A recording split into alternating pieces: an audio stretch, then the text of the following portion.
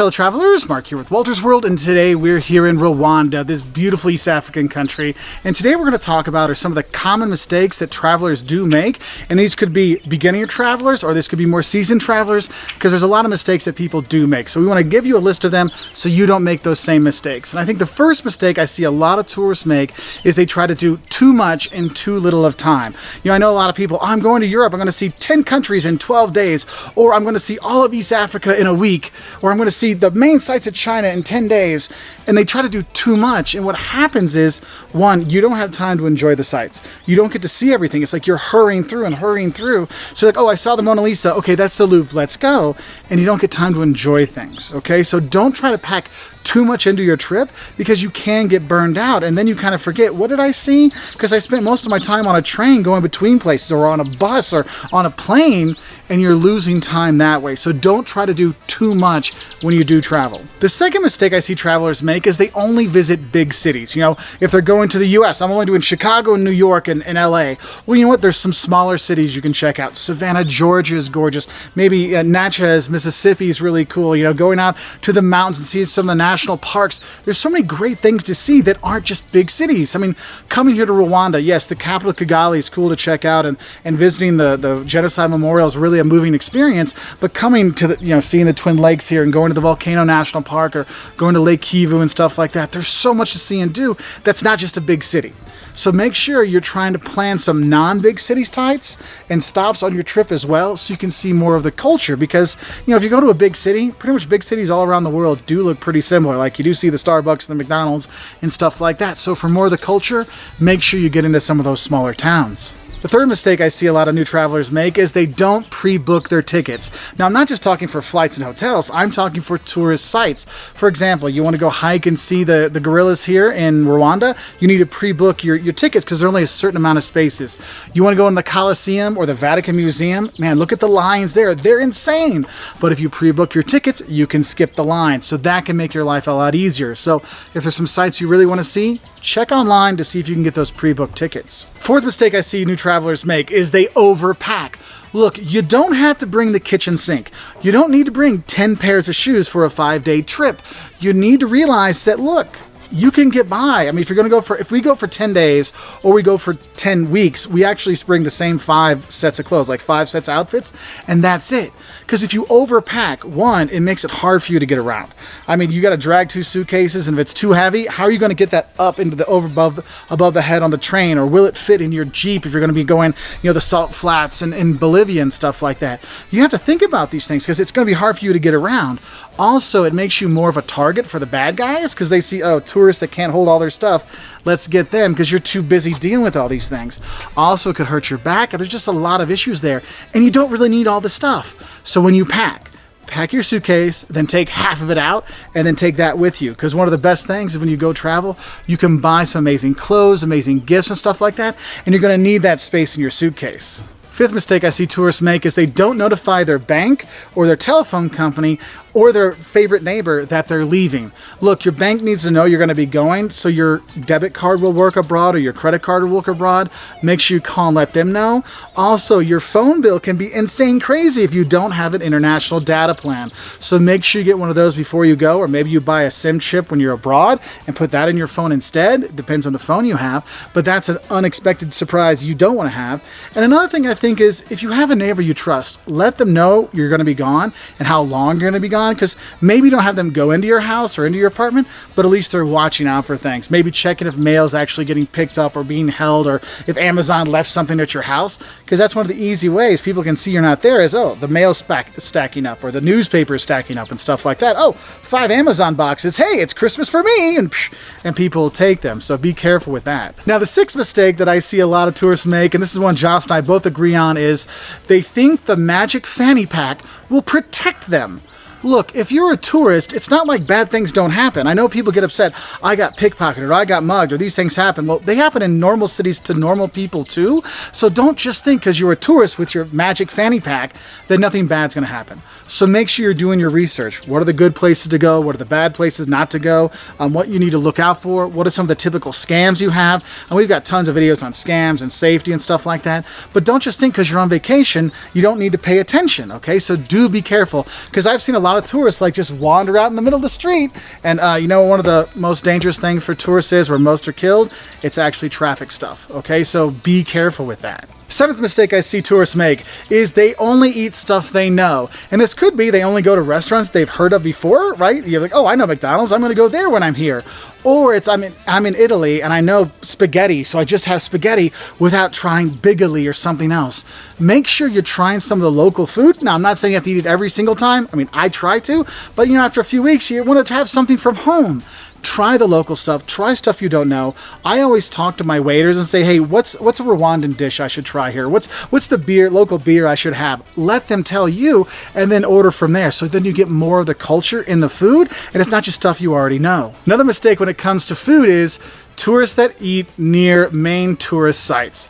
Look, I know when people talk about Venice or Rome, they're like, I didn't know if the Italian food was that good. I'm like, well, where did you eat? Oh, I was right on Piazza San Marco, or I was right on, you know, right by Trevi Fountain and stuff like that. Look, anytime you're by a major tourist site, know that the prices are going to be double and the tastiness will probably be half. If you just walk 2 or 3 blocks off of the main like tourist strip, believe me, you'll get better food at better prices that are a lot more original and a lot more authentic, and it really will make a much better experience. Next mistake I see people make has to deal with money, and that is people think that they can pay with a credit card anywhere in the world. I know in the US you can pay credit cards almost anywhere. In Portugal, I could pay my €2 fee to drive over the bridge with my credit card, no problem.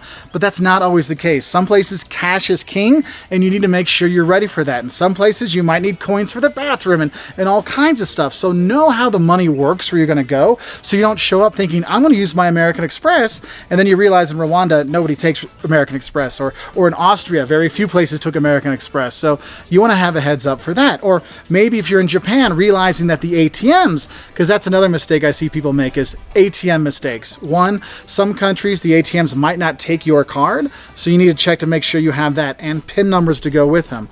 Also, some places only certain banks will take your card. I know when we were in Japan a few years ago, the only place that would take foreign debit cards that we could get cash out with was at the 7-Eleven, okay, not the banks. So you need to make sure you're doing your research on that. And another kind of mistake I see people make when it comes to the money is they take the conversion. If you're not sure what the conversion is, when you go to an ATM, you put the card in, you take money out, and they say, oh, we can already convert this to US dollars for you, no problem. Do not ever take the conversion. Always take it in the local currency, because you should trust your bank more than the bank that's trying to like help you out, because sometimes you can lose up to 20% of your money on that. I know I've seen a lot of them where I'll take a picture and see that, oh, the conversion will give me $440. But then if I do it and when I check what my bank actually took me out, it was $400. I'm like, yeah, okay, never do the conversion on those things.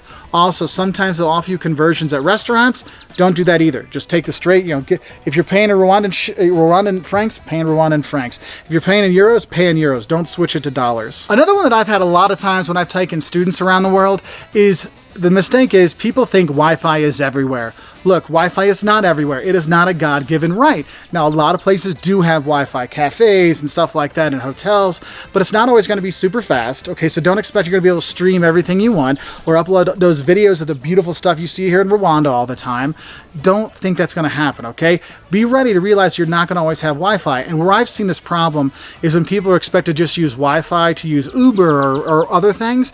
Well, you know what? If you need an Uber at 12 o'clock at night, probably those cafes are closed, so you can't actually get a Wi-Fi signal to actually call an Uber or getting other things like that. So always have a data plan or an international phone plan in case you need to make a call and there's no Wi-Fi around. Now, my next mistake I see tourists make is they don't learn a few words before they go, like murakoze, which is thank you here in Rwanda.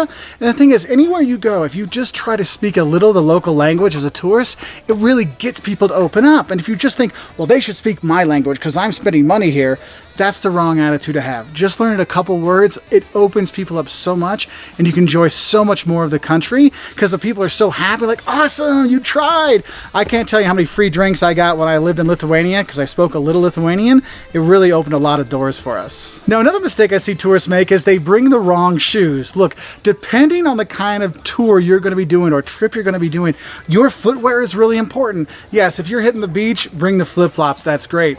But if you're going to be walking on cobblestone Yellowstones throughout Europe, or you're going to be hiking here trying to see the gorillas, make sure you got the right shoes for it, right?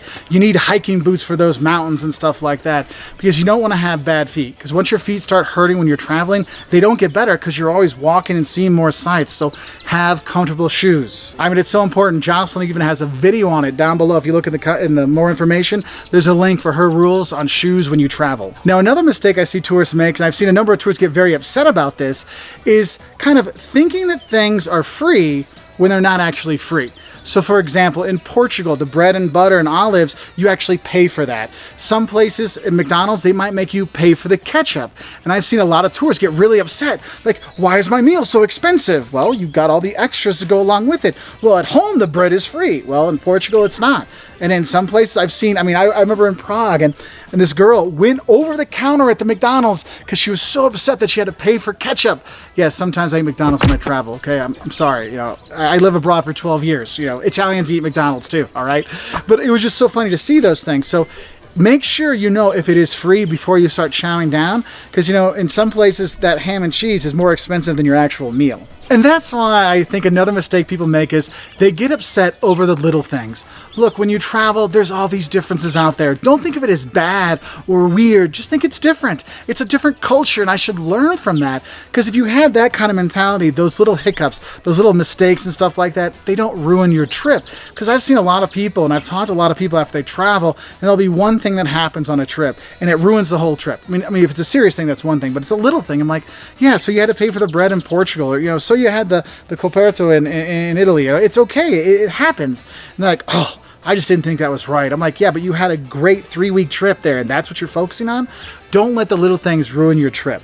Another mistake I see some tourists make is they don't go like the extra 50 meters or 100 meters. They just go to get the Instagram picture. Snap, okay, I've seen the stuff. Look, go the extra mile, go the extra 50 meters sometimes to walk around the site. Sometimes, you know, the Leaning Tower of Pisa is cool, but actually the baptistry is even better. So make sure you do the little bit extra walking, a little extra research to make a big difference in your trip to find those little hidden things. And I think that's another mistake I see people make.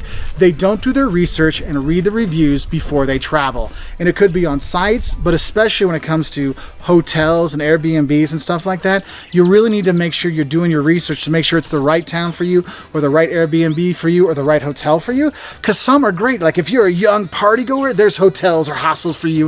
If you're a family who wants to have some time together, there's better hotels for you there. And so make sure you're doing that research, because you don't want to show up and realize that, oh, I'm in the party hostel and I'm old. So, you know, be careful with that. Another mistake I see people make is they try to be over cheap. Now, I know travel is not free. No matter how many people say how to travel the world for free, that is all a bowl of you know what, all right? The thing is, travel isn't free. All right, so you're gonna have to spend some money. And I see people that really try to do it really cheap, which is cool, but don't be over cheap. Like, oh, I'm gonna stay in this town, you know, 50 miles out of town to save $5 on my hotel or my hostel. Well, then you gotta spend the hour coming in every day. And yes, it might be public transportation, so it might be a little cheaper, but how much is your time actually worth? Sometimes it's worth it to spend the extra money to stay in the town, or stay near a train station, or stay near a metro stop. So it's a lot easier for you to get around, because you can get more done in your day, and you're not spending your time in public transportation. And talking about the public transportation, that's another mistake. People aren't using public transportation enough. Now, I know when you're traveling, most of you watching this do use public transportation when you're going around. You're taking the trains and buses and trams and stuff like that. You know, here in Rwanda, you can take the buses between the cities. It's okay. There's mini buses as well. Sometimes you can have some more like moto taxi fun when you're here, but there's all kinds of other different ways you can get around. And make sure you're finding ones that are going to work for you, because some places taking the public transportation is faster than a taxi. It's definitely cheaper than a taxi. So look into those things, okay? Don't be scared of it. Do your research and find out if that public transportation, that town, will work for you. And the last mistake I see people make is they forget to check the weather and the Forex.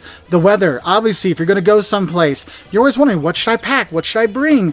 Well, make sure a few days before you leave and when you're packing, look at the 10-day forecast for the places you're going to go to get an idea of what the weather is going to be. Because yes, it may be a hot place, but you know what? If all of a sudden the forecast has rain and cold, uh-oh. I mean, I went to Austria a few weeks ago and it was supposed to be summertime like this, and it was like, you know, close to freezing. Luckily, I looked at my stuff and brought the clothes appropriate for that. So you want to do that. And the Forex is the foreign exchange. have an idea what the exchange rate is for the country you're going to go to. Now, you don't have to the exact one, but maybe have a roundabout idea. Like here, it's 900 Rwandan francs to the US dollar. So a 900 to 1, 1,000 to 1 gives me an idea of what the prices are. So you have a rough idea what it is, because that's how sometimes people really mess up, is they don't know the exchange rate. Maybe they get overcharged, or they don't realize they're actually paying like way too much for something, or, oh, I guess I didn't need that $10 Coke, you know, think about these things. So these are just some of the common mistakes I see new travelers and some more seasoned travelers make. What are some of the mistakes that you see people make when they travel? Put in the comment section below so we can hear about some more mistakes and more mess ups kind of stuff. And we have other videos on mistakes for different cities, different countries. Also we have budget mistakes people make when they travel, transportation mistakes when people travel. We've got all of those things also on our website at woltersworld.com. Also, if you like travel videos like this, honest, fun travel videos, hit that subscribe button, hit that notification bell, and we put out new videos every Wednesday and Saturday. Anyway, I hope you didn't make a mistake watching this video. I hope it helped you out, and I'll see you later, and bye from here in Rwanda.